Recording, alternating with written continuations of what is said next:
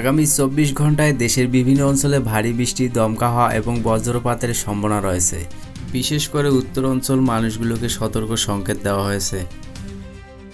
আজকে সকাল থেকেই ঢাকা, রংপুর, ময়মনসিংহ, সিলেট, খুলনা ও চট্টগ্রাম বিভাগের বিভিন্ন জেলায় আকাশ মেঘলা থেকে মেঘ থাকতে পারে। কোথাও কোথাও মাঝারি ধরনের ভারী বৃষ্টিপাত হতে পারে।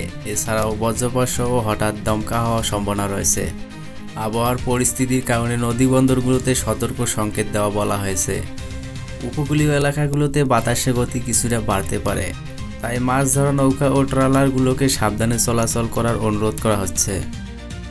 সকালের দিকে তাপমাত্রা কিছুটা কম অনুভূত হতে পারে, তবে দিনের বেলায় ভ্যাপসা গরম পাশাপাশি বৃষ্টির পরিবেশ থাকতে পারে। বিশেষ করে যেসব এলাকায় কালো মেঘ জমতে দেখা যেতে পারে সেখানে হঠাৎ ভারী বর্ষণ হতে পারে। এদিকে আবহাওয়া বিশ্লেষকদের মতে বঙ্গোপসাগরে সৃষ্টি মৌসুমি প্রভাবের কারণে আগামী কয়েকদিন দেশে বিভিন্ন জেলায় বৃষ্টির প্রবণতা অব্যাহত থাকতে পারে। আপনাদের এলাকায় আবহাওয়া কেমন কমেন্টে অবশ্যই জানাবেন। আর নিয়মিত আবহাওয়ার আপডেট পেতে চ্যানেলটি অবশ্যই সাবস্ক্রাইব করবেন। ধন্যবাদ।